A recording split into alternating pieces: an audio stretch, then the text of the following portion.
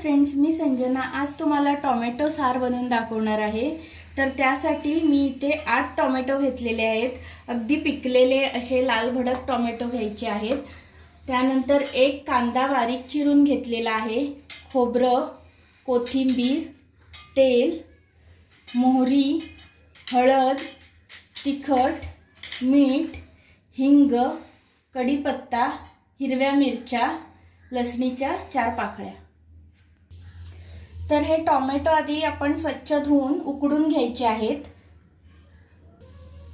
तर टोमॅटो मी उकडून घेतलेले आहेत आणि आता हे जी सालं काढून आपण हे मिक्सर मध्ये वाटून घ्यायचे आहेत।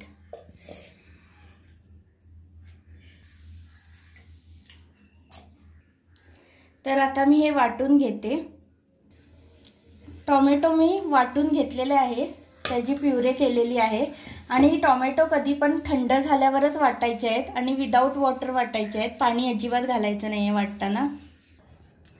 पातेलं तापत ठेवलेलं आहे, 2-3 टीस्पून ऑइल घालायचं आहे।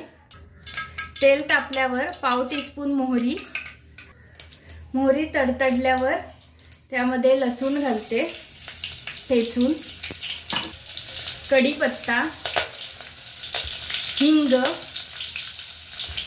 एक बारीक चिरलेला कांदा, 2 मिरच्या घेतलेल्या आहेत मी हिरव्या। जर तुम्हाला मिरच्या वापरायच्या नसेल तर नुसता तिखट वापरू शकता।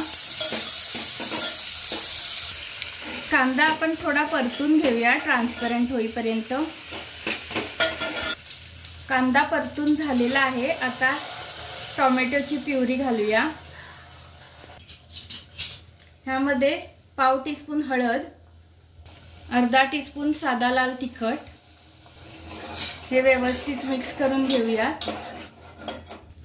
आता लो फ्लेमवर मी झाकण ठेवून थोडंसं शिजू देणार आहे हे, कारण का त्याचा कच्चट जो वास असेल तो जाऊ द्यायचा आहे आपल्याला, नाहीतर सार चांगला लागणार नाही। आता ओपन करून बघूया, तुम्ही बघू शकता छान उकळी आलेली आहे। आता मी ह्यात पाणी ऍड करणार आहे। जितका तुम्हाला पातळ करायचं आहे तितकं तुम्ही करू शकता, कन्सिस्टन्सी चेक करू शकता। चवीपुरतं मीठ घालायचं आहे। ह्यामध्ये मी थोडी साखर घालणार आहे, टोमॅटोची ऍसिडिटी बॅलन्स करण्यासाठी। आंबट असतात ना काही टोमॅटो, जर तुम्हाला आवडत नसेल तर स्किप करू शकता। तर आता मी खोबरं घालणार आहे। खोबरं मी कसं घालणार आहे बघा, तर मी थोडंसं पाणी घालणार आहे त्यामध्ये आणि असं ते हाताने चुरून घेणार आहे। असं केल्यामुळे काय होतं, थोडासा दाटपणा येतो सारला आणि हे कोकोनट मिल्क सारखं असं रेडी होतं। शेवटी कोथिंबीर, थोडीशी उकळी येऊ देऊया आणि आपला टोमॅटो सार मग रेडी आहे।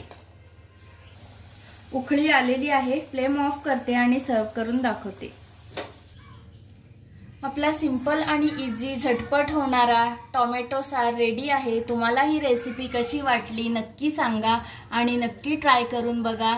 जे कोणी नवीन पाहणारे आहेत त्यांनी सबस्क्राइब करायला विसरू नका।